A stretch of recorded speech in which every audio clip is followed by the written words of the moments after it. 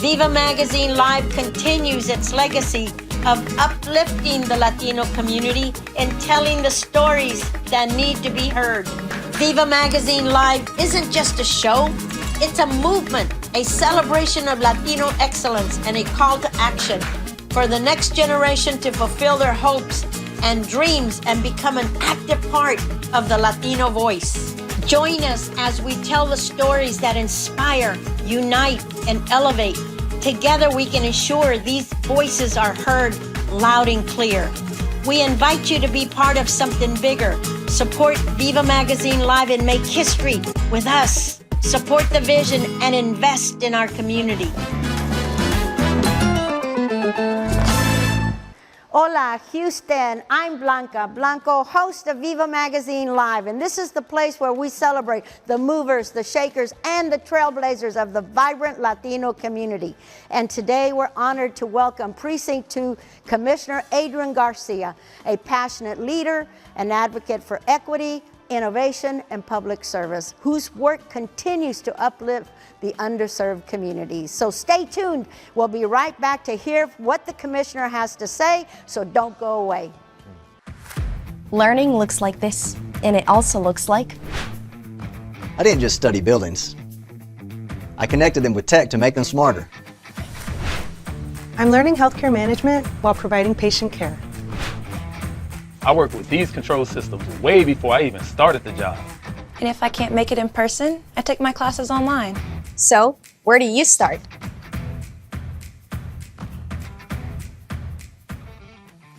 Welcome back to VIVA Magazine Live, and we're here with Commissioner Adrian Garcia. He leads with passion and purpose from grassroots to national policy. He drives progress in economic growth, education, and social justice, shaping a better future and empowering tomorrow's leaders. Welcome, Commissioner. Thank you. Thank you, Blanca. It's an honor to be here. Yes, I'm so glad you're here. You know, Commissioner, I've known you for a very long time.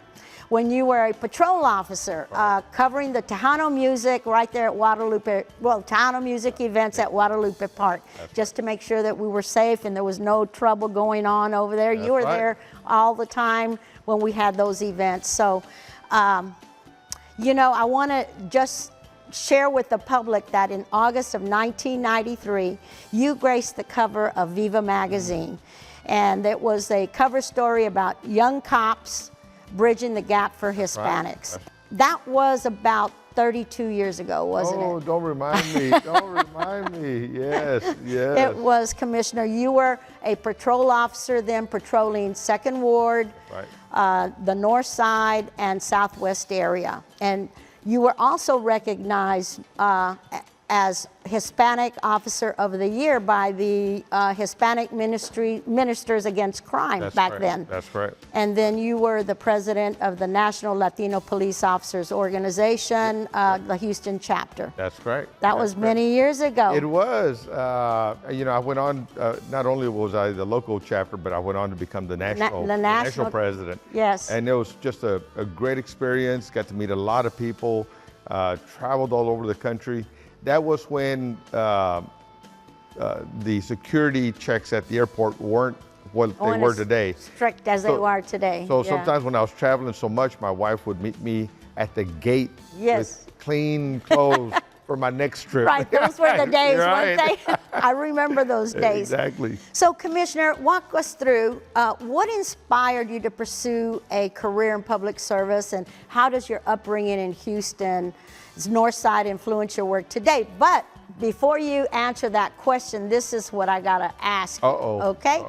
So, back then, you told your dad that you didn't want to be a mechanic. That's right. Okay, and he says, and he came back with this memorable advice. And I'm going to repeat what he said. He said, "Don't be ashamed that you're a Mexican. That's right. Don't be ashamed that your name is Garcia. That's right. Don't bring shame to your name. That's right. Be honest and never forget where you come from." That's right. That's right. So those were very good advice, and you have followed that throughout your journey, because you went from patrol officer and several different positions that we'll talk about in a few moments, and now commissioner. So he gave you his blessing for you to be a police officer. He did. He did. Yeah, so now tell me, What inspired me? Yes. Well, you know, That's part of it, I'm right, sure. right. Yes. It is, it is. But you put a lump in my throat with those I'm words. sure. But what inspired me really, Blanca, is that there probably wasn't a day that I did not see my dad exemplifying a way of being that I thought was important to see more of. In Yeah. other words, I remember being in my dad's shop, working with him, and folks would come to him asking for money. They were homeless, they were in difficult circumstances, and my dad would say, I don't give money, I give jobs. Right, So if you want to work, I have a job for you, and you can earn money that way. right. Then, people would take them up on the offers.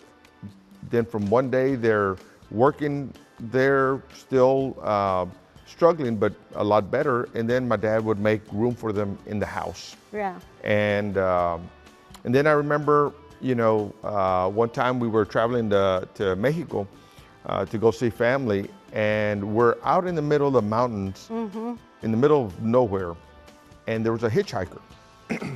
And so my dad, without asking anything, without saying anything, he just pulls over, and me and my brothers were all freaking out, going, Dad, what are you doing, man? Yeah. This guy could That's be a scary. he could be a mass murderer. Yeah. And he just asked the guy, where do you need to go? I can take you so far. He gets in, and my dad tells my mom, picks him something to eat. My mom puts makes, I don't remember if it was a sandwich or tacos. They talk, they feed him. And then we get to several miles down, and we get to a town, and my dad lets him out, but before he does, he hands him some money. Right. And then, wishes him all the best. But before he took off, he turned around and he looked at all of us and he said, if that were you, would you have wanted me to stop? And and then, my dad had all kinds of customers. Right. Customers who were Hispanic, customers who were African American, customers who were white. He had just a whole variety and diversity of clientele. He was a very compassionate man, wasn't he? Very much so. And but I remember as he would talk to them, and he would talk to me about them, he would never say the white guy or the black guy. He always would refer to them as Mr. Johnson or Mr. So-and-so, always giving them their dignity and their respect. Yes.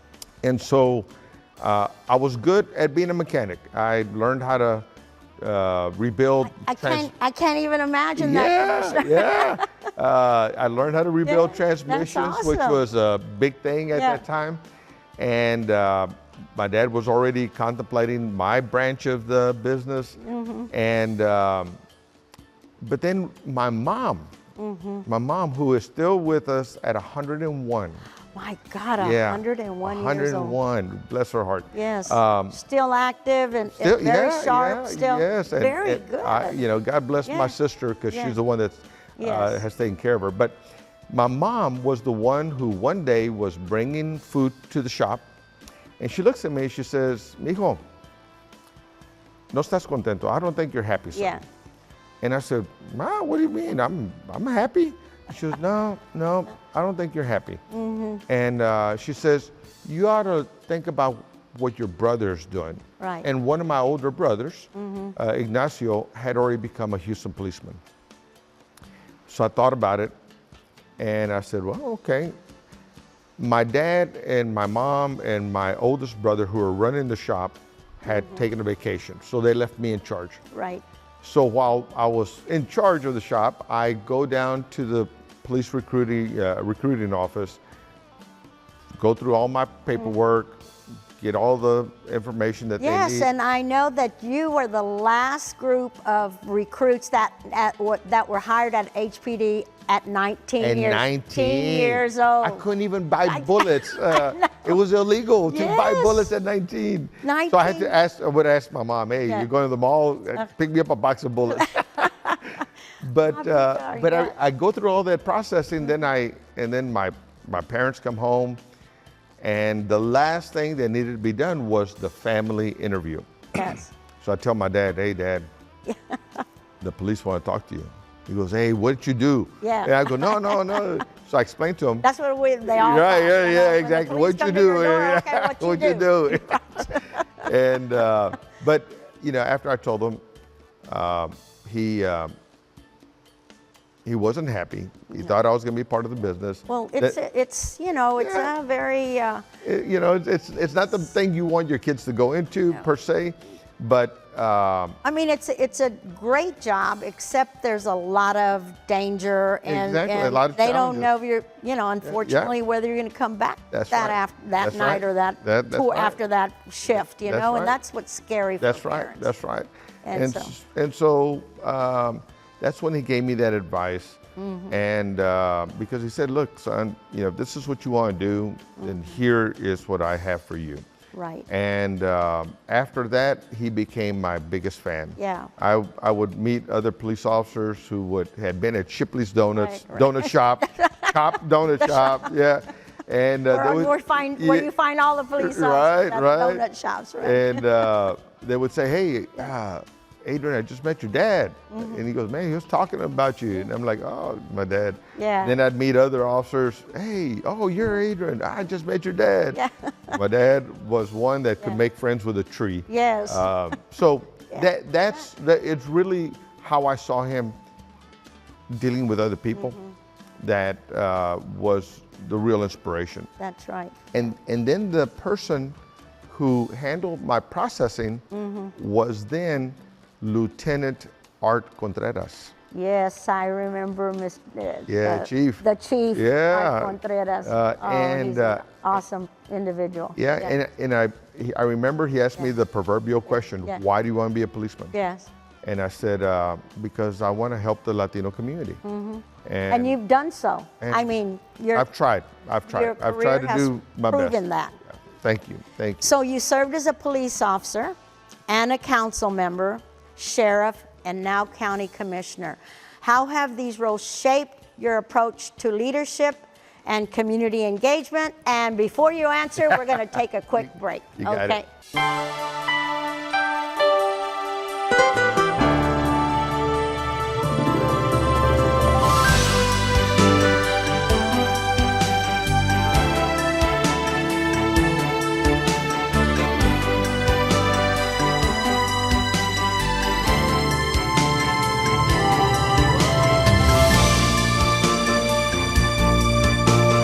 And welcome back. We're here speaking with Commissioner Adrian Garcia, and he was about to answer a question about his approach to leadership and community engagement. Well, thank you again, Yeah. Blanca, and it's Yes. an honor to be on VIVA Magazine Live. Yes. And so, you know, look, all of those roles have contributed to the way I tend to approach people, Right. problems, and solutions. And what I think has enabled me to stay focused on certain things. And so, look, really, from all the jobs that I've had, the one that I think is the one that I lean on the most was being a beat cop. Yeah. You meet people in their most vulnerable state. Exactly. You meet people when they need you the most. You meet people who don't expect a whole lot of support and opportunity. Right, and they don't get it either. Right, That's why right. they're in the position they're in. Exactly, Yeah. and then you get to see where neighborhoods where government has failed, Yeah. and where things could be better. You could drive into on one side of the street and see one neighborhood in one condition, and just across the street, Yes. the neighborhoods are different. And so that role is really the one that I have leaned on the most. Now we're going to get into talk about the parks. So you directed construction of the first all-inclusive park in Precinct 2. That's right, that's right. Why was this so important to you, and how does it benefit the community? Man, Blanca, the park, James Driver Inclusive Park, was just a flat piece of grass when I inherited.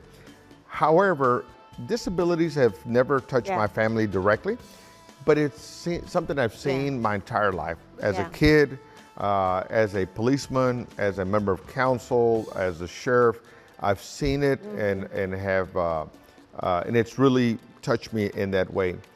So I wanted to create a park that was going to be exclusively for people with disabilities. Yes. However, I started, I was calling a lot of people and made sure that my team was talking to and visiting other parks to get inspiration from. And then I spoke to a dear friend, Michelle Colvart, who had been the director of the Commission of Disabilities for the city of Houston. Yes. And I called her to get ideas. And so we talked, and she said to me, you know, Adrian, you've only known me since I've been in my wheelchair.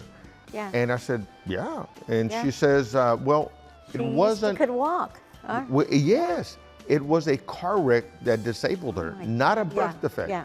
And she says, so now I'm married, I have children, my children are healthy. I want a park where I can go play with my kids. And it Wow. really changed the whole dynamic Wow. of the project.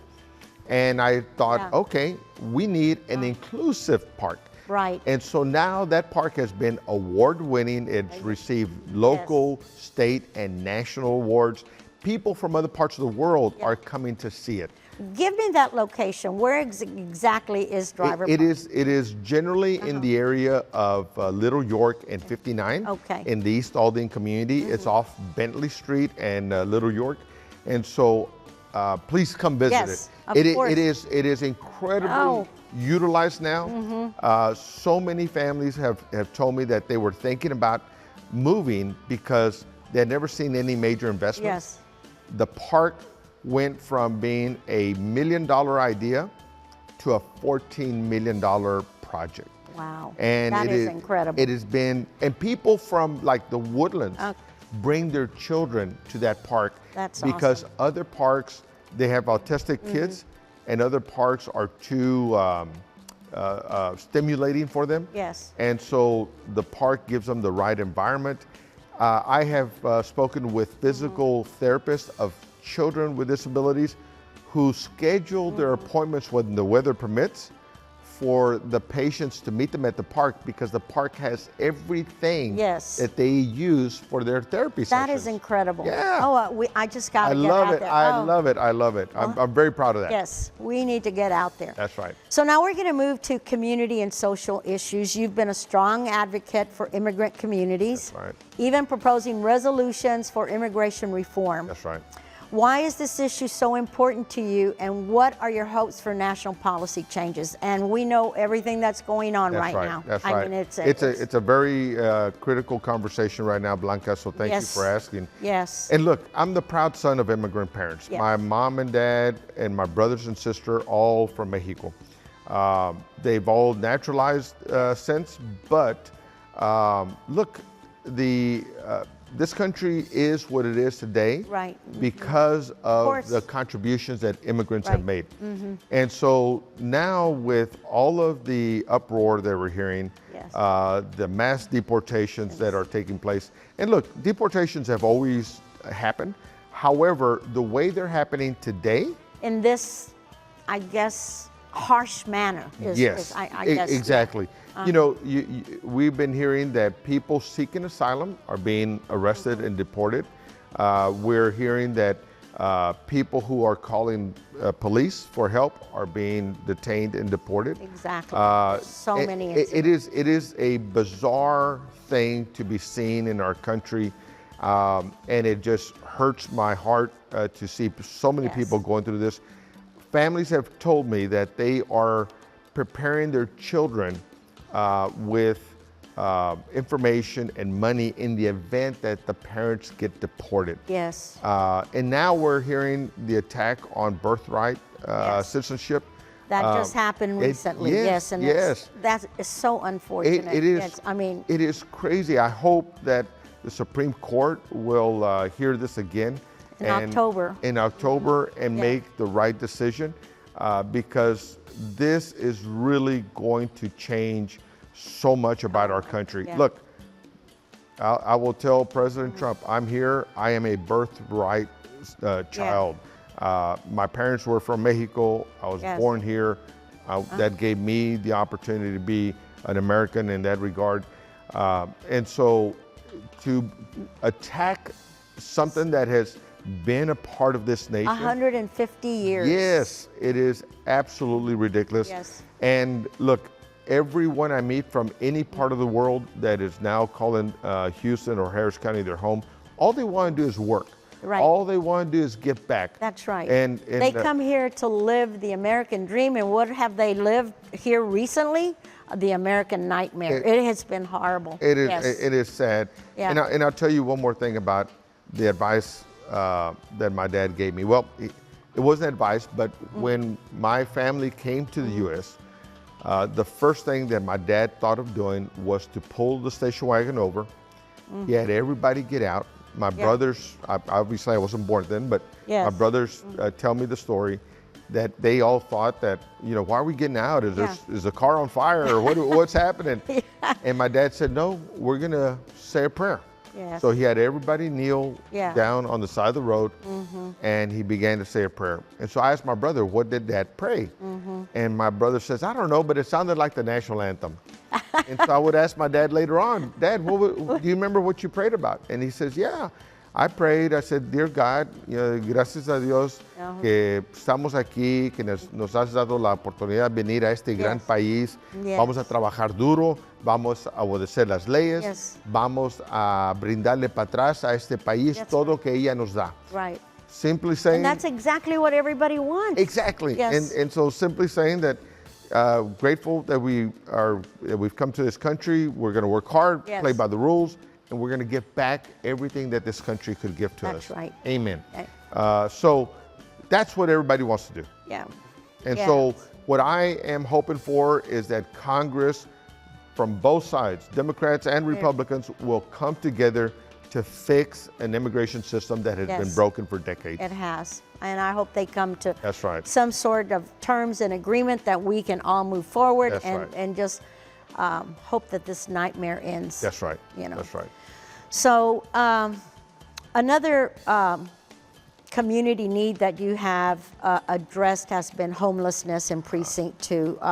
What more do you think has to be done in that respect? You know, homelessness is a major challenge for any part of the country. Yes. Everyone is experiencing it. Because it is not a crime to be homeless. No. So. And look, people in that circumstance have gone through something very, very catastrophic, very traumatic. Some people are in dire need of mental health services.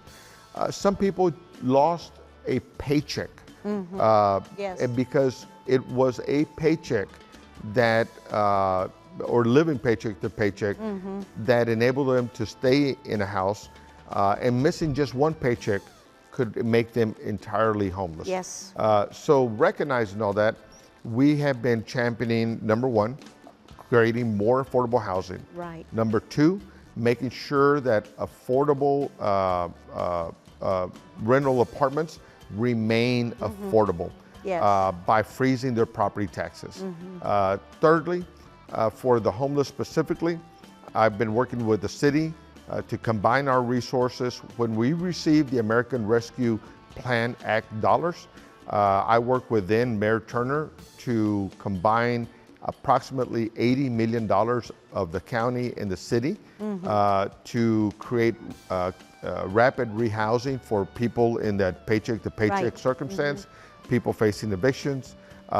We made sure to create community housing programs for those who need supportive housing, meaning that all the social services, treatment, mental health care, all were happening where they live. And then, you know, for those that we have to meet where they're at, I created Employ to Empower. That is where we go out to encampments, recruit them out. And then encampments? Yes.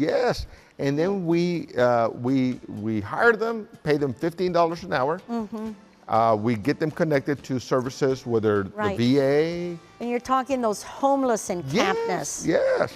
You actually go there?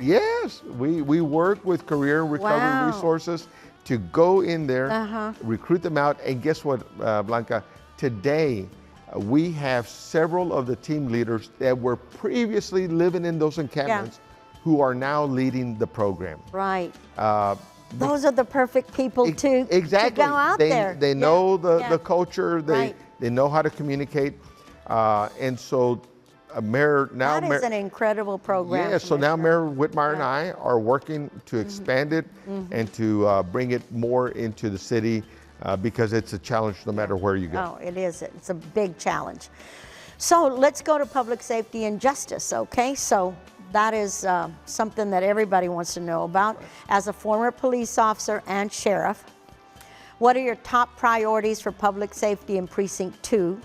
And how do you balance law enforcement and community trust, or with community trust? Yeah, look, every day, you know, challenge, whether sure. you're a police officer, whether you're a probation officer, whether you are a judge, whether you're an assistant district attorney, we are all working hard to maintain the people's trust. So overall, we're working with the district attorney to provide them the resources that they need to prosecute the cases that need to be prosecuted, and at the same time divert the cases that need other resources to the right places, like people who have been arrested for DWI, people who might have mental health conditions that have put them in these circumstances. Right. We want to make sure that the system is fair and just for everyone. Correct. And so in Precinct 2, I have, as I mentioned earlier, I am doing a pilot project with flock cameras to make sure that anybody rolling through a neighborhood that has a stolen vehicle or a vehicle wanted in a serious crime will immediately notify the area law enforcement of that vehicle and track them so that we can understand what's going on. Sure. And then also I want to make Well, sure... you also need the community's help in that. I mean, because... Yep. And that's the trust. Yeah. That's the trust. If you have the trust, you have the community participation. Right. And it's very delicate. You got to protect it every day. And so all of these things, and then working with the courts to invest into the backlog. Right. To make sure that the cases going through the court system happen quickly. Right. Because whether you're accused or whether you've been the victim, we want to make sure that everybody gets their day in court. That's right. One way or the other. Oh, that's right. So you served as director of the mayor's anti-gang office. What lessons did you learn from that experience, and how did you apply them today? I think you've said that. Yeah, I do. And look, the main thing that I learned back then was that you have to work with everyone. Yes. When we would work on our gang offender caseload, I had the probation department there, I had law enforcement there, I had social services. Did you find it challenging? I did. But it was exciting work, and we had incredible success. Yeah. I was able to be a part of the gang-related homicide reduction. Yes. It was an incredible reduction, about 67% That's over awesome. a 3-year period. Yeah. So, but the way we got there was working as a team. Right. And that is critical today. Working as a team, no matter what we're addressing, That's flooding, public safety, homelessness, housing, Yeah. you have to work as a team. As a team, and have to know the language, especially in the Latino community, right. just That's like right. back then in the 90s, the Chicano squad that they had to. Exactly. Yeah, so Exactly. yes, it's very critical. I mean, because that's also a way that the community trusts you, because That's they right. understand That's the right. language. That's right. And you see them including them. Exactly. So there you have it. Commissioner Garcia, thank you very much for your unwavering commitment to progress, equity, and community. Your leadership reminds us of all that's real change starts at home. Just like you talked about your father and your family, and so, and you speak about it from the heart. So thank you very much. And here's to continuing the fight, lifting every voice, and building a future that we can all be proud of. Thank you. So thank you, Houston, for all your viewership. Y hasta luego, Houston.